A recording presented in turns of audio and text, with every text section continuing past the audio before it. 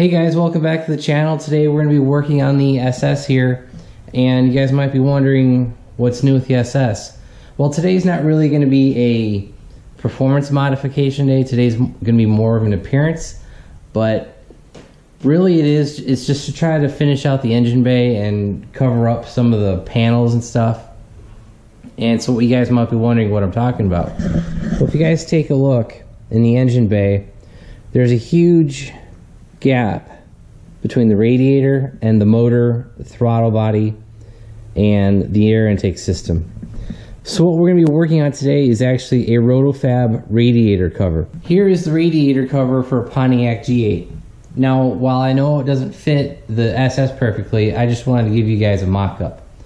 And I actually borrowed this from a buddy. He had a G8, now he has a PPV, and he wasn't using it. So let's kind of go ahead and mock up how this is going to fit. So the G8 radiator cover really won't fit because it hits the intake here. Actually hits the intake plumbing right here. The bottle for the windshield washer fluid, that kind of fits. It fits around the radiator cap, but it also hits the fuse panel. So when I got this from my buddy, I was kind of disappointed. I was like, man, I really don't want to be cutting up his panels. So what I did was, after I found out that the basics of, like, this wasn't going to hit the throttle body, it wasn't going to hit the belt drive system for the supercharger. So what I actually did was I went out and ordered the SS 2014 SS radiator cover. I think Roto-Fab sells a 2014, 2015's one part number, and then the 16 and 17 are another part number. I don't know what they changed on the, maybe the radiator mounts or something. Something obviously changed in the two newer years of the SS, but this is again just a mock-up. And this, this actually fits a lot better. But what we're running into is actually the catch can right here, and the intake, it's close. I might have to trim that down. I don't know yet. I'm not, this is just the mock-up, but the intake is pretty close as well. So I ordered this not coated in bare aluminum because I figured, didn't know quite how much modifications I was going to have to do for this to get it to fit. So this is meant to go with the Roto-Fab intake, not an LSA with the custom intake and everything. This isn't meant for what I'm going to be putting it on. So just to give you guys some construction behind it, it's aluminum. It's been press bent in the corner in two spots. You got the triangulated part. Same thing with that end, press bent, then a brake, sheet metal brake, with the corner right there. And then on the back side, you've got a 90-degree bend that they TIG welded. And then on the flip side, you really can't see the welds, but basically what they did is they just took an angle grinder, or they just took a grinding disc and ground the whole thing down. So that gives me a perfect opportunity to cut this thing up. I had considered buying the coated one, the painted one. I'm not sure if it's powder coated or painted, but the flat black painted one, I just wasn't sure of how much modification I was going to need to do to this thing. And this was actually $30 cheaper than the painted one, or coated one. I don't know if it's painted or powder coated. I simply don't know. And my buddy's has been spray painted, so I have no idea what the original finish was. But like I said, I found the uncoated radiator cover. I'll have a link in the description below to where you can pick one of these up. And for you just straight up Roto-Fab guys, like I said, bolt on, you guys want to get the painted one. But for us custom guys, it's gonna take some modification to get this to fit. Also, I wanted to show you guys a comparison of the G8 versus the SS Roto-Fab radiator cover, because there is a major difference. So as you guys can see, the SS is physically shorter. It's probably a good inch shorter here, and actually throughout the bend for the intake, it's even shorter there. Now, but as you guys can see, I have the radiator hole lined up. I've got this hole lined up. It's not 100% perfectly lined up, but just for demonstration purposes, this is good. it's a good comparison. And also, if you guys look, the radiator mounts for the SS are physically longer. They must be, because that's why the cutout is bigger on the SS unit. So that's just a good comparison of the SS to the G8 radiator cover. And now we're going to get started on the mounting system. It's simply a bent piece of aluminum with some tabs in it to tie to the radiator mounts. And I did ask a buddy if this was coated or not, because I was like, maybe if you order it uncoated, they don't coat the mount either. But he said that RotoFab does not coat these mounts. And actually, you know what, guys? I think this was laser cut, because if you look at the edge, it's pretty rough. Yeah, it was either laser cut or plasma cut, and it kind of left a film on it. So it's a little interesting. So basically, how this mount's going to work is it's going to mount something like this. Basically, you're going to loosen up the radiator bolts, pull those out, push this down, and then bolt it back together. So let's get started on that, and we can see what we're going to modify to get this to fit. Okay guys, I actually looked through the instructions. I'm actually kind of impressed. It's not on real crappy paper. This is like a poster board type, thicker plastic sized paper, and the pictures are in color, so I'm actually kind of impressed with that. You know, usually instructions suck. These are actually pretty good. So basically, we're going to start by replacing 2 of the outer bolts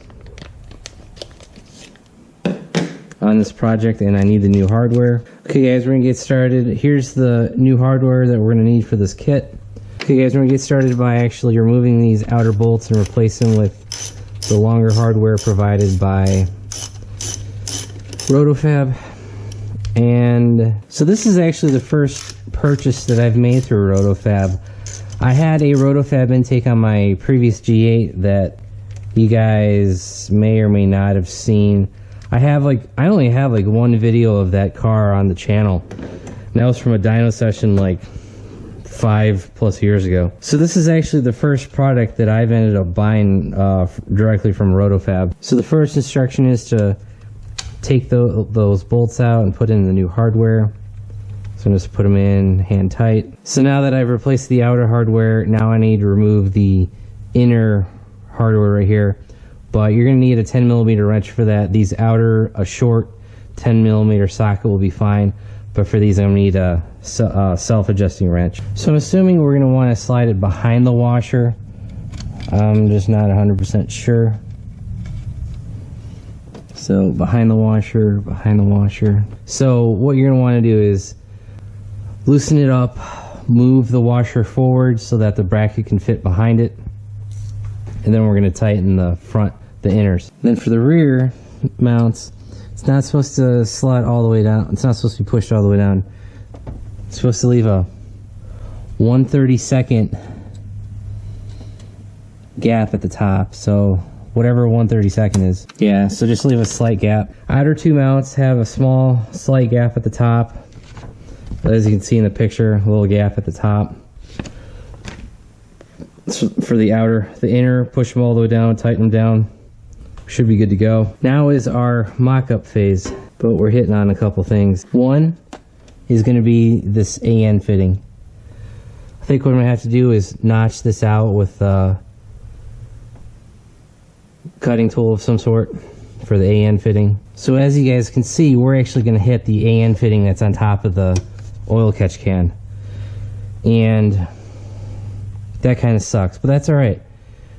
We only have to come down, I don't know, 1/2 inch, something like that. So what I'm going to do is I'm going to start small, but we're going to trim this. So from like here, let's say about here. You know, with such a small cut on, and especially the material being aluminum, I've decided just to use my Dremel. With such a small cut, this should cut through it pretty quick. I mean, you could use angle grinders, you could use a jigsaw, you could use, I've got my fab station over there with the bandsaw. I mean, you could use any tool you would want, but I think a Dremel will be the easiest, so let's get started.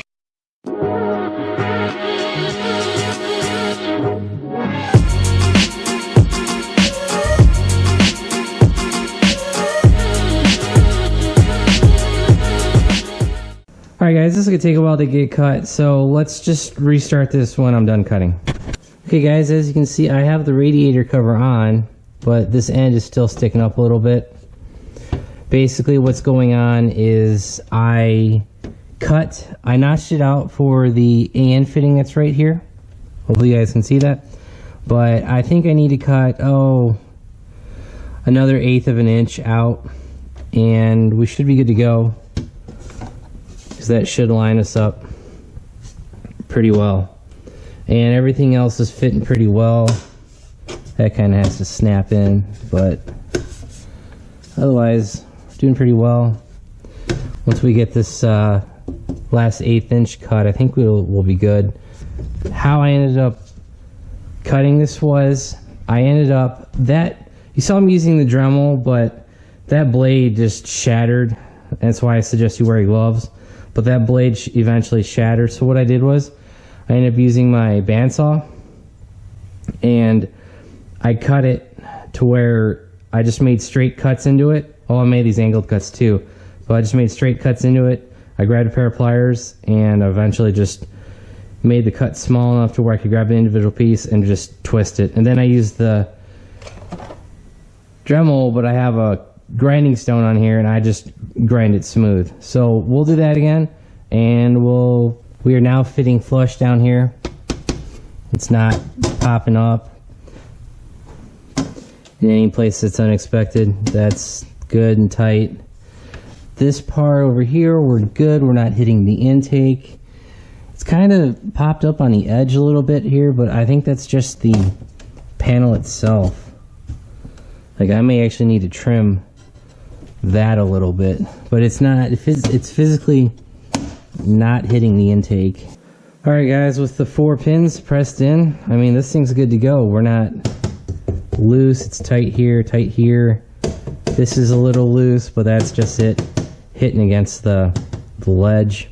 Okay guys, after we pushed the 4 pins in, we're pretty much done. There wasn't much other modifications here. I was a little concerned with it sitting on the sledge, but we're good. It's a little popped up right here in this exact spot, but otherwise we're good everywhere else. We're not touching the intake at all. I mean, it's close guys, but that's mostly the rubber coupler, not the actual sheet metal of the intake. So what I'm going to do next is actually paint the panel, and what I'm going to use is this SEM trim black. It's part number 39143. I'll have a link in the description below to get these. I actually got both of these on Amazon because they were the best price that I saw, and I compared like eBay, Eastwood, Summit Racing, and Amazon actually had the best price. Plus with Prime, you get it in 2 to 3 days.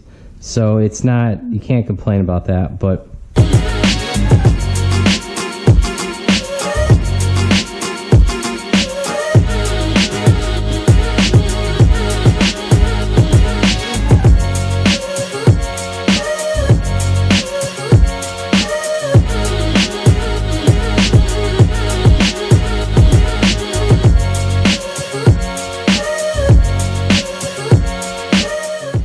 okay, as you guys saw, I did 2 coats of primer, 3 coats of the SEM flat trim black, whatever you want to call it.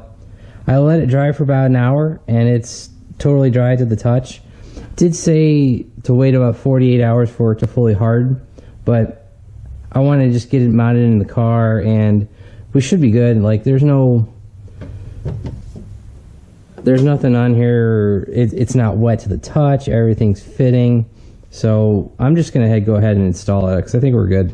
Okay guys, that's pretty much going to wrap up the Roto-Fab Radiator cover install. You know, I did the modification, which was just that little notch and painting it, priming it and painting it. You know, that didn't take too long, but the Roto-Fab guys can't use the tube either because, like my setup, you know, the throttle body, the blower cocks everything just slightly enough to where you can't use any of the existing tubing from Roto-Fab.